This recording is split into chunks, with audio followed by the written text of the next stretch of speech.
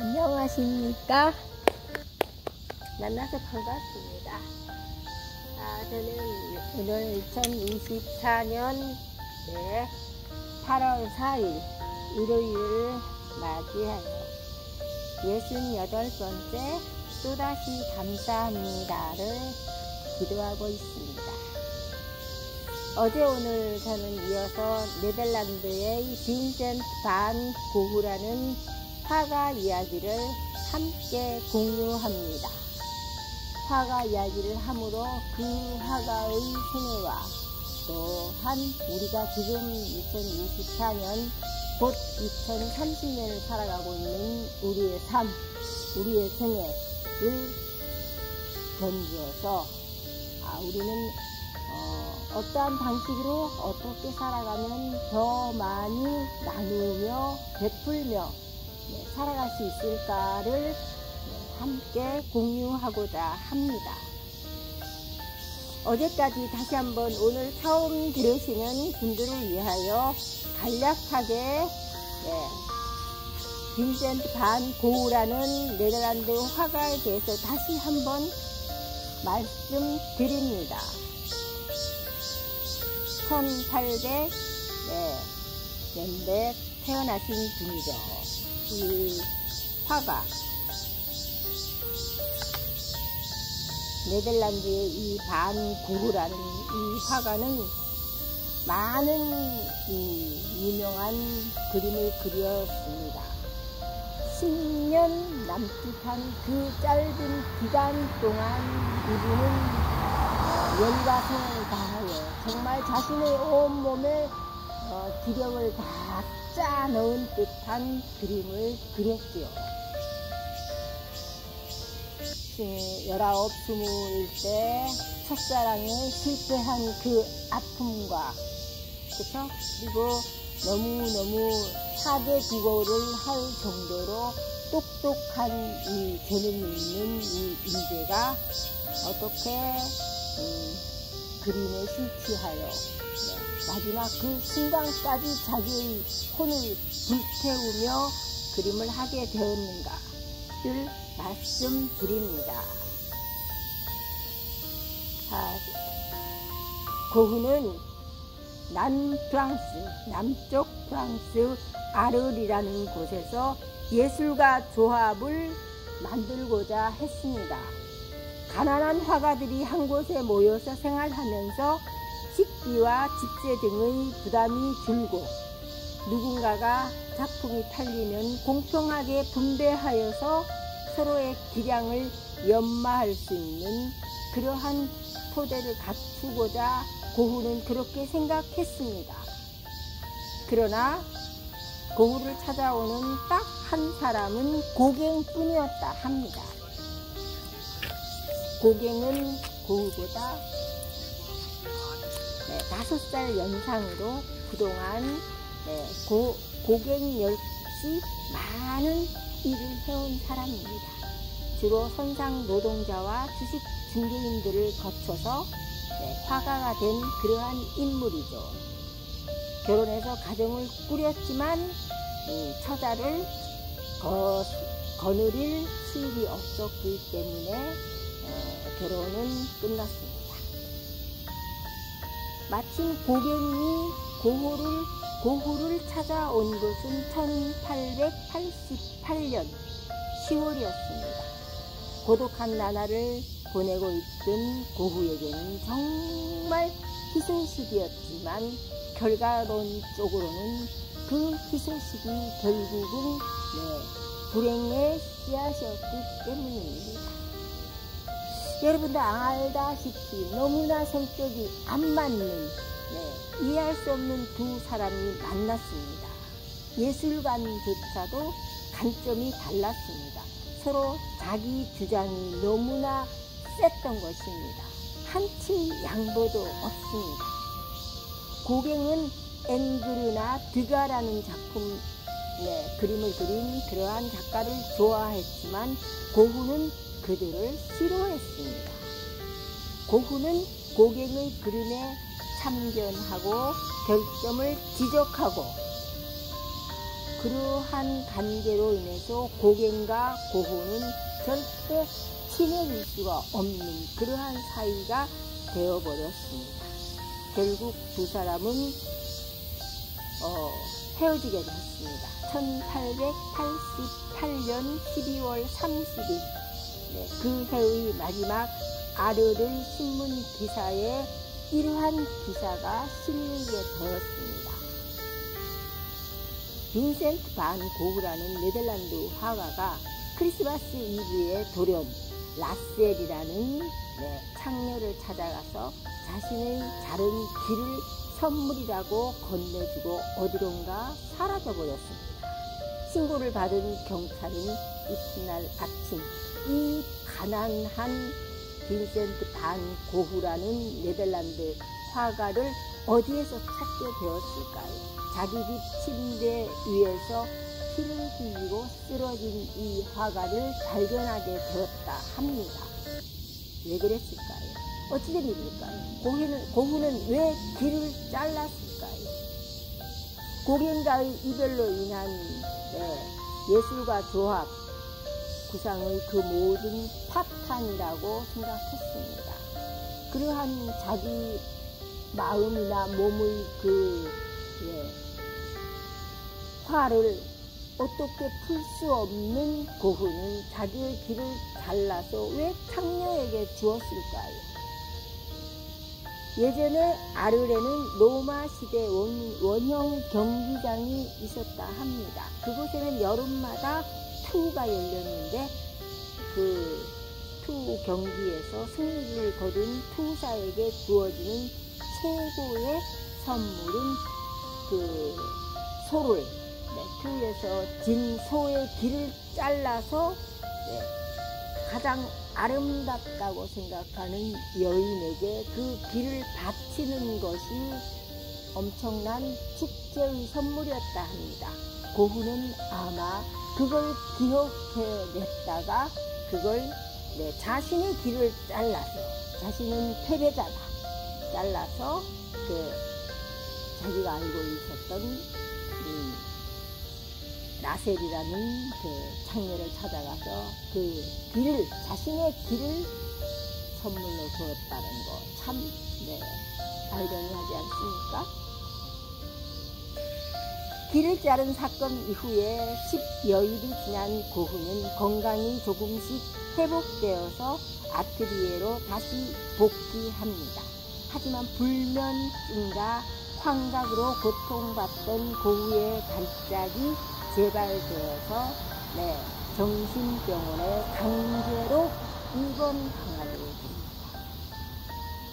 그리고 그해 2월 한 두 달 지난 2월에 위험성이 없다는 판정을 받고 감금 상태에서 풀려난 고흐는 다시 5월달, 그러니까 3개월 후에 다시 정신병원으로 또 들어가게 됩니다.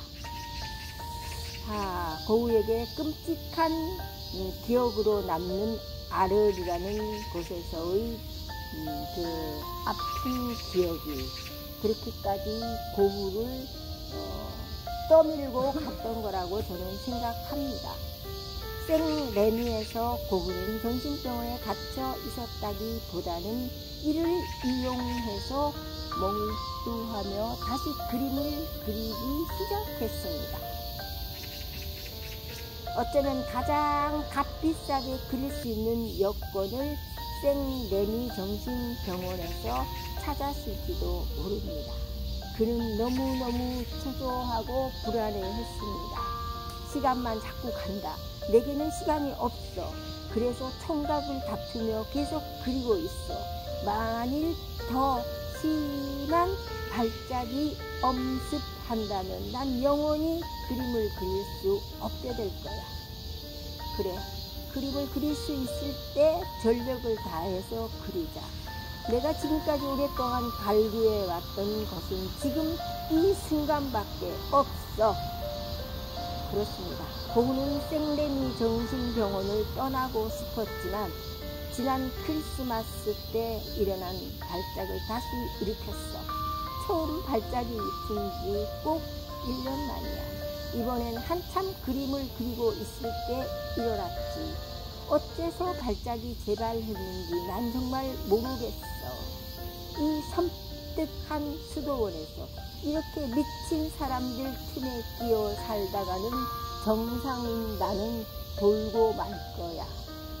그렇게 고흐는 독백을 했습니다. 그리고 1890년 그 다음 해 5월 17일 고흐는 생레미를 떠나 파리로 가서 동생 테오의 집에 4일 동안 머뭅니다. 고흐의 삶이 우리가 가만히 정말 이렇게 지나간 삶을 되돌아보면 그 첫사랑을 실제로 인한 고흐의 정신적인 발작, 그 똑똑하고 지적인 청년이 완전 다른 사람으로 바뀌면서 고흐가 발작적으로 그림을 시작했다는 겁니다.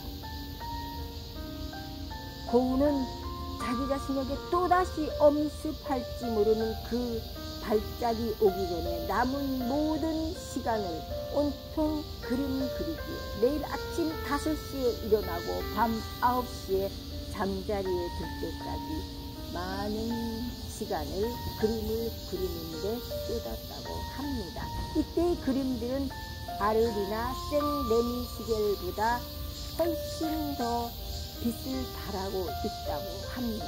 그리고 1890년 7월 27일 고흐는 권총으로 자기의 가슴을 쏘았습니다.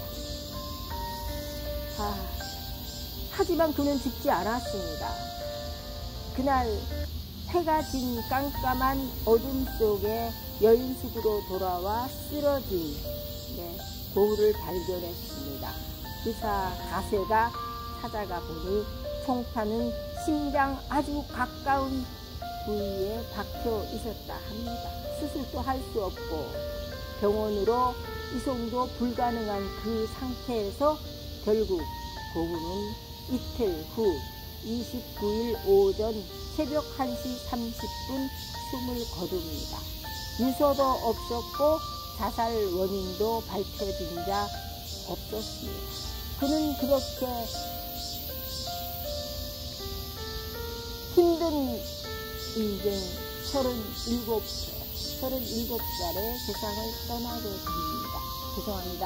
어제 제가 말씀드릴 때 47살이라고 한 것을 다시 정정하여 37회를 살았습니다.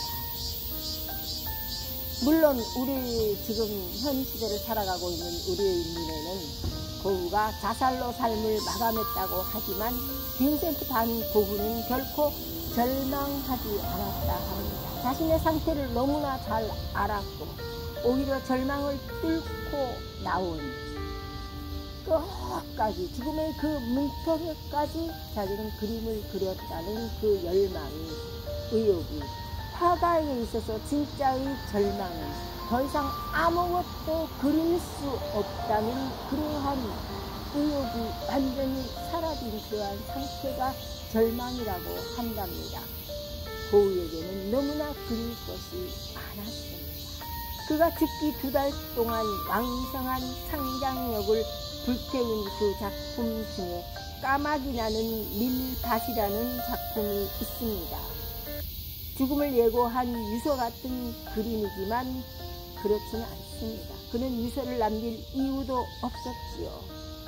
동생 테오가 그의 죽음을 아마 몹시 안타까워하며 슬퍼했으리라고 생각합니다.